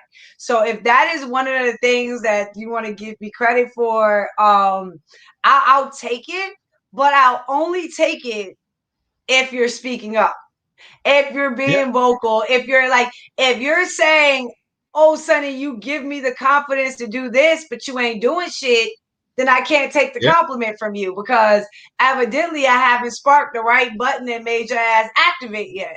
So I don't need the compliment. But if you have done that and you have activated and you have actually started moving, then that I can accept and that I appreciate and I keep with me at the bottom of my heart and as my why as to why I do the things that I do. And it means everything to me. So again, like for you, like thank you. Your interactions on social media, come and calling into the show, being a consistent listener and follower of what we're trying to do here, activating yourself and making sure your own individual line is consistent and taken care of, like we all love. Like, you'll never understand how much I truly appreciate that. And I guess it all boils down to how you measure success. And I'm guessing some people measure success at the number of clicks they can get and retweets and all of that. I measure my success in the number of people that activate and the number of people that learn something new, that challenge themselves, that start a conversation with someone they never thought they could have a conversation with before, that takes my lessons and actually applies them at work and are realizing that they're building better, stronger relationships than they ever thought were possible, where tension once existed. We get all these wonderful stories on Sonnie's Corner about the people that have actually activated, that actually took the lessons, that actually took the conversations and did not turn into copies of me or sheep of me, but actually took it, internalized it, and turned it into something productive for both their conversations, their personal relationships, and hopefully for the movement going forward. That is my success. Y'all are my victory. Those conversations are more than I can ask for. And so for everyone that has participated in that, including you especially, just know that y'all are my victory and y'all are my win, and I appreciate you all. I need the Renaissance. Like it's not an option for me. I need the Renaissance. I cannot watch my son grow up through the same shit that I dealt with. I cannot watch him go through this racial divide. I can't look at that, the hope in his eyes die as somebody finds out that he is not white, because my son looks like Thor. He's got beautiful eyes and light skin and gorgeous wavy hair and shit. Like he's a handsome little dude. But I'm like, I cannot watch the hope die in his eyes as he sees the world get so bleak, and now it hits you at such a young age. Like I can't watch that. Like that's why I have him watch anime, because everything in anime, there's a moral at the end of everything. Like One Piece, every main character in anime is not the strongest dude out the gate. It's the dude that worked the hardest. It's always the guy that had the grit to keep going when everyone else stopped. It was the outcast that kept going. It was the guy that cared about his community, that internalized the people around him, that inspired people, that was true to his principles and uncompromising as an individual. I'm like, it stokes the fires of what it means to be a young man. I'm like, so when I'm like, I love it. It sparks what it means to be a young woman too. Like we got that as well. We got that. And Robin are a beast. Yeah, we got that spark as well. So like in the latest episode, Sanji again was put in a position where he had to fight a girl and he couldn't. So he called Robin, and Robin was like, thirsty ass dude. Robin said, but this is the thing though. Robin was said, thank you for trusting me that I can handle this. And that's the relationship where we talk about equality. It's not a mention that every single situation we're going to be equal, because that shit is unrealistic. Like there are just some things that women are going to be better at. There's something things that men are going to be better at. The equality is, do we not mind letting the other person be strong when it's their turn?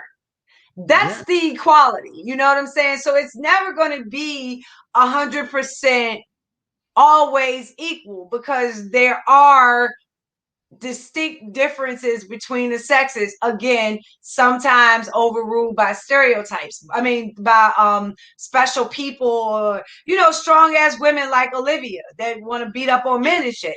Like, we got to understand that also exists. Shut up, Lizzie. I love you, baby. I love Liv. Oh man. Yeah, but that's watching her throw that dude down made my day. But that's not the majority of us. No. But that does not reference our weakness or our strength. That's just an understanding that is, because you can be that big and that bad, but you know what you can't do? Pop another human being out your body.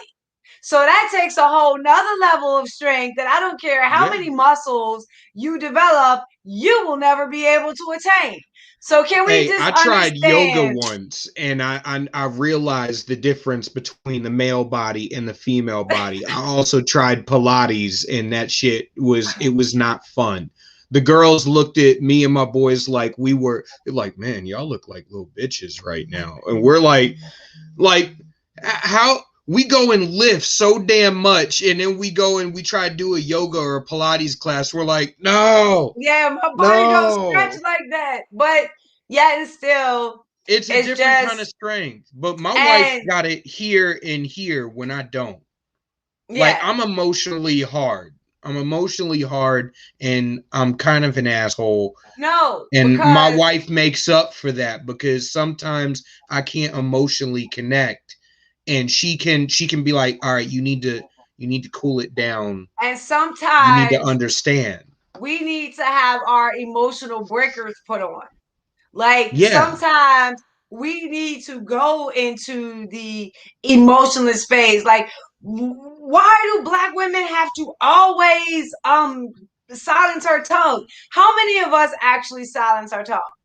Like, stop acting like we do it all the time. Stop acting like we actually pay attention to the fucking rules. We don't. And sometimes we need to be told. And my husband doesn't even have to tell me.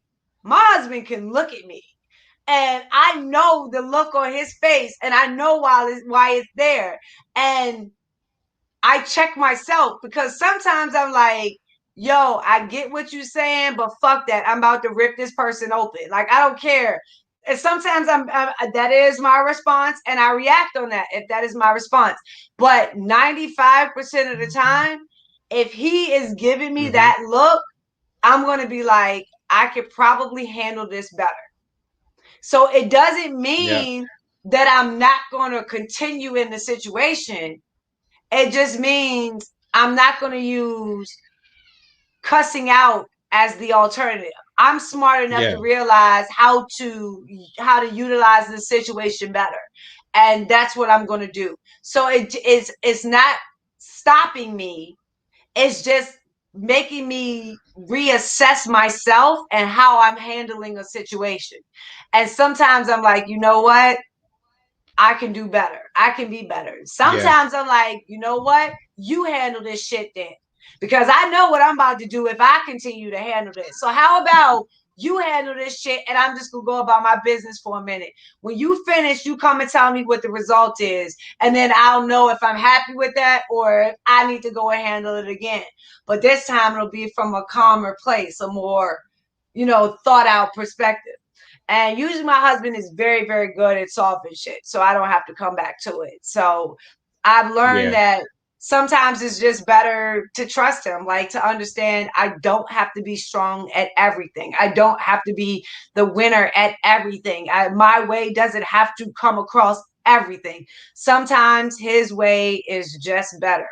It's calmer. We get better results. We get more perks as a solution. You know what I'm saying? Like, in the end, it works out better when he handles it. And I'm okay with that. You know what I'm saying? And I'm good with that. I trust him. And if that's the way it's going to be, then that's the way we're going to work. And that, I think, builds a healthy relationship. Again, it's not going to be equal. It's just going to be whose moment is it this time. And as long as both of you can kind of accept that, you'll have good good relationships. A good relationship. So we got I see this one. Spidey pop up. I get distracted. We got this one. That's because it's a load of crap. Conservatives don't truly believe in individualism. Conservatives actually do like groupthink. They just want you to engage in the groupthink on the opposite end. Honestly, that goes for the entirety of the political spectrum. Maj Toure said it when he was on your show. We are all airing our grievances against the state, and they convinced us to take each other out so they don't have to air our grievances. I say it as they all agree on their position over us. What they disagree on is their social prescription for society. Whereas the average person, I think the average individual could agree on the role of government if the rest of government would have stayed the hell out of our way. But like, where we even get into our fights is that's honestly trying to force each other. That's an expanded conversation over that comment. Like, if you just stick with individualism and just that idea of individualism, that is so correct. Like, don't bring anything else into it, because I believe that idea needs to be defended and protected. That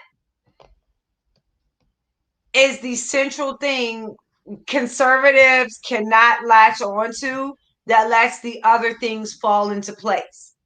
Yes. And to me, that is the problem. So when you look at me and say another Black woman on the right, you don't see two individuals. You see two Black women on the right.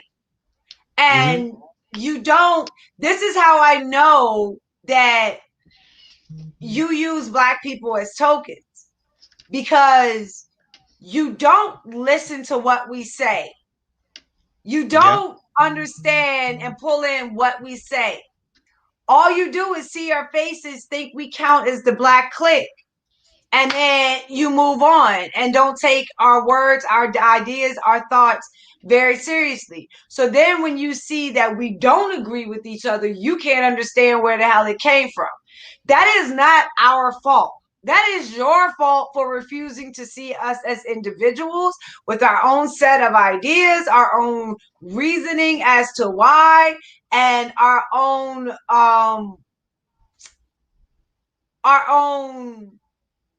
designation about what we will accept as solution. You know, so like one of the things about Republicans is they don't want to offer Black people policy solutions. So everything that they offer us is a philosophical solution. So pull yourself up by your bootstraps. Like, how can you write that into policy? You can't. You can't. Because I got concrete around my damn ankles. Yeah, so even if the concrete didn't exist, you cannot write pull yourself up by your bootstraps into a policy, because it's not a policy prescription. It's not something that can be turned into law. It can't be regulated. It can't be, like, it's an impossibility to turn that philosophy into a actual policy. Now, on the flip side, a network marketing conference where you get motivational speeches and no direction. Exactly, because on the flip side, you know what can be done with policy? The prevention of you pulling yourself up by your bootstraps. That can be put into policy. So I can tax you out of being able to pull yourself up. I can regulate you out of being able to pull yourself up. I can use the zoning and commission boards to make sure you can't pull yourself up. I can use the police force as a taxation arm to make sure you can't pull yourself up. So I can write into policy ways to stop you from pulling yourself up by your bootstraps, but there is no policy to make you do it. And so every single solution that Republicans provide cannot be put into policy. They can only be abstract and philosophical. When the opposite side, progressivism, actually has the necessity of policy, of law, of regulation to get their ideology across. They actually use it as a functioning mechanism. So conservatism cannot survive and cannot operate if it does not understand its enemy, understand its enemy's weaponry, understand how that weaponry is used, and understand that just saying philosophically, hey, do it anyway, is not a coherent answer to what is being done to that community. It has to be a more tangible, realistic policy solution. And sometimes that best solution is, how about we just deregulate all the shit they tried to regulate? How about we just cut back on taxes where they tried to pull wealth out of our communities instead of letting that wealth regrow and double and circulate? Like, how about sometimes the best policy is we create policy to pull back the policy that of destruction and of death and of poverty. That's an actual policy discussion as well, that we don't need to create new policy. What we actually need to do is to remove the progressive damage that is already there. So if you can't think of policy, maybe the best way is to remove it. Look at this dude clowning. Edward, you need to stop. You need to stop. I ain't mad, Edward. I feel you, bro. I feel you, bro. The grift is hot. It is. So I'm going to be a politician for a moment. I'm not going to be I'm going to be a politician for a moment. I actually had solutions. I'm not going to begrudge anybody their grift, because I'm going to say it like this.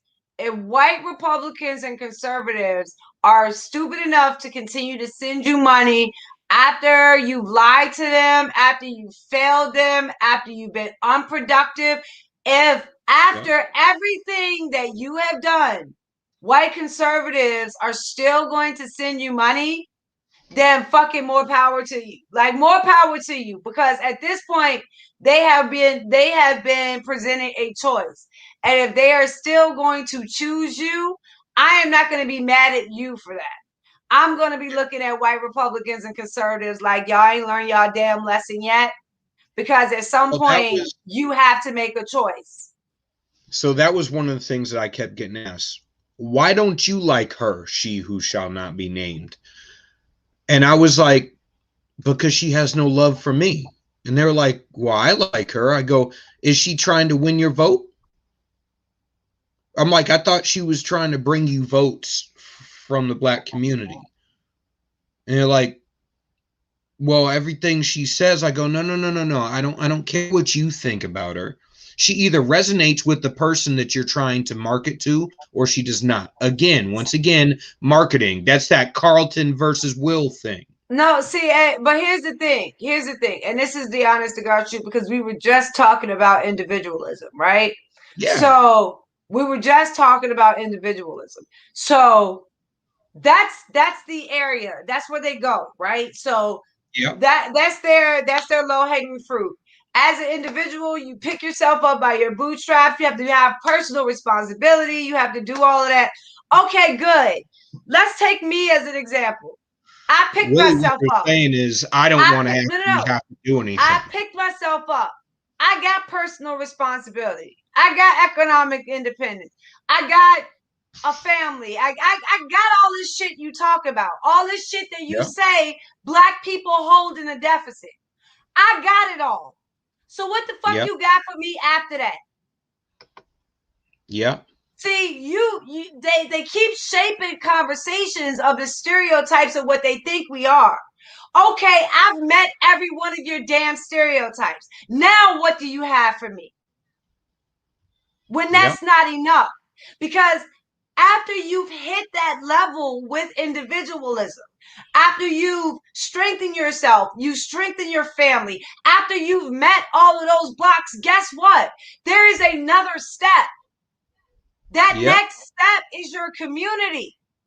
You don't just get yourself up and your family up and get yourself in a good position and then stop. That's not what you do. After you get to that point where you are good, where your family is good, then you go to community and you start to solve the problems that are there. So if you think we're stupid enough to not understand the first part, the individual side of it, no, we got that. We did that. Stop talking to us like we're stupid. No, we got it. Now the next step is our community, what has happened to our community, historical context of our community, the current situation and circumstance in our community, and how the hell do we change it? So just because we have elevated above your level of conversation doesn't mean we don't fully understand and comprehend your conversation.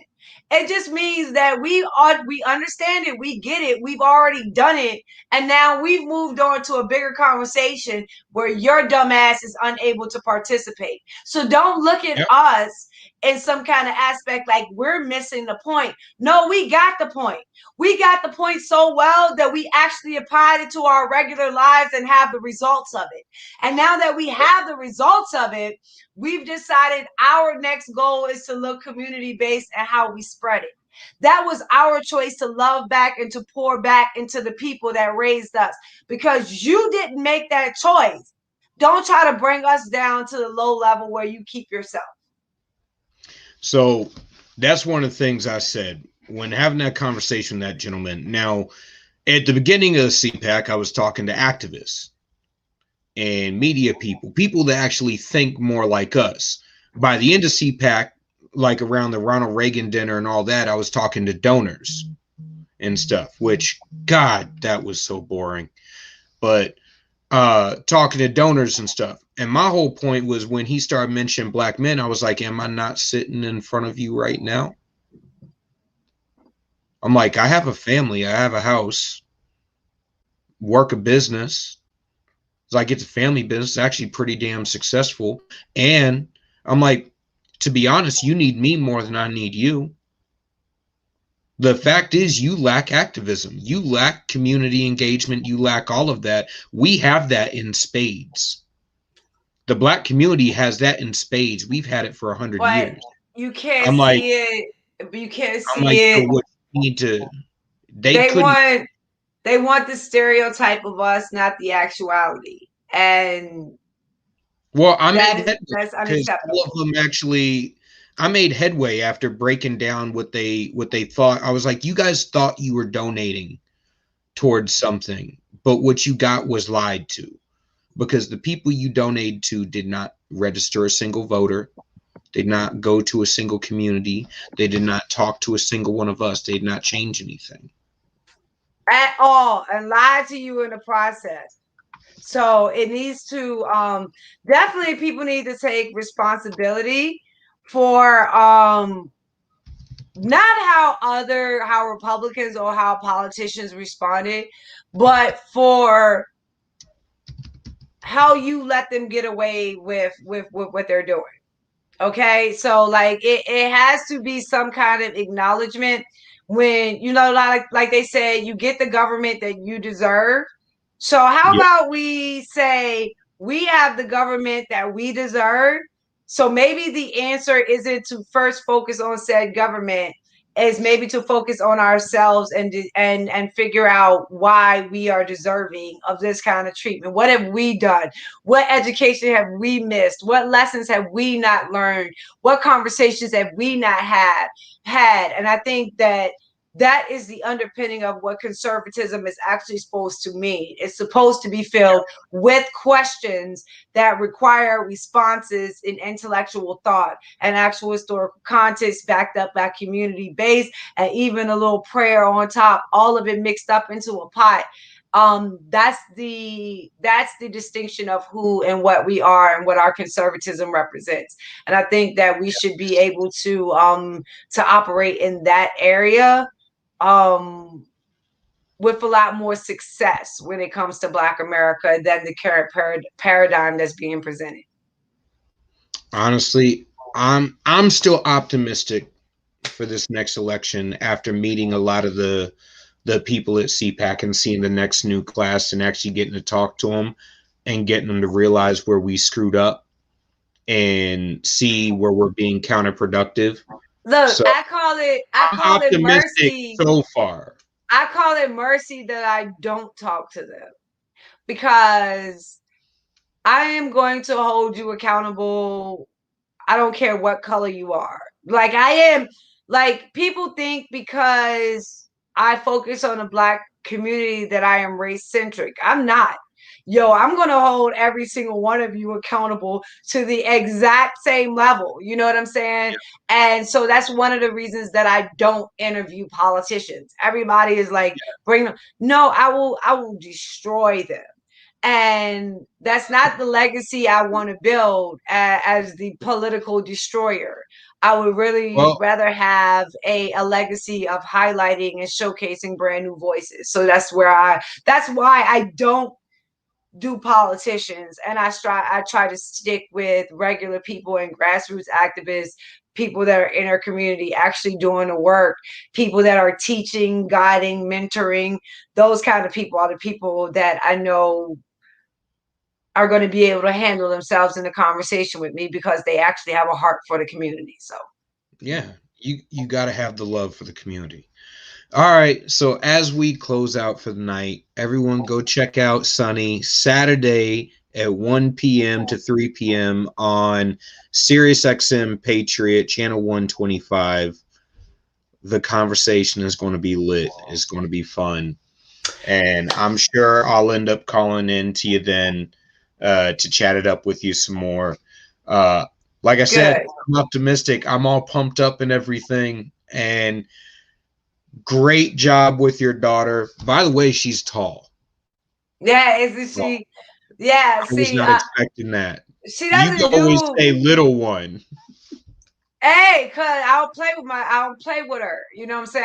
I don't play with her. So I keep everything generic. I don't post her on social media. I don't do any of that stuff. I limit her access to it as well.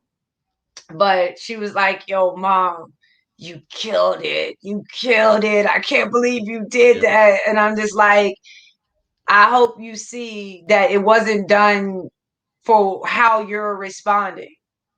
You know what I'm saying? It was done because they really needed to hear it. So it's not the praise that I need. It's not the clapping. It's not the cheering. It's the actual change in messaging and the decision to do something different. And if I don't get that, I killed nothing. I succeeded no way. And you have to understand the difference between the cheers of the crowd and the actual advancement of your ideas. I will accept nothing less than the advancement of the ideas. I don't need the pats on the back, or definitely not the pat on the head. So we can make money other ways. We can always hustle and grind. What we need to do is we need the renaissance, but we can hustle and grind and make money other ways. All right, Queen, thank you for coming on. It was long overdue. I am so glad I finally got to meet you at CPAC. Again, your hair looks great, and I'll be with you in Seoul in fashion watching One Piece this weekend with the kids. Most definitely. Thank you so much for having me on. And again, I appreciate that you've decided to be a solution and someone who actually does the work. You're my why, and I hope you never forget it. So thank you again for having me on. Thank you. All right, here comes that beat drop. Everybody, have a good night. I'll see y'all next week. Hopefully, we got a couple more big voices coming up. So here it goes. And what kind of player am I? Am I an offensive man or a defensive man? That's right, I'm neither. I play my opponent. If he likes to attack, I force him to defend himself. If he's a cautious man, I draw him into dangerous water. See, you get so frustrated playing defensive positions, you make stupid moves you never make if you were thinking. When you come here, boy, check that shit at the door. I'm at the top of my game, cut the check. Somebody better king me, I'm the best. Let's play a game of checkers. Better yet, the game don't love nobody. Let's play chess. I keep forget when I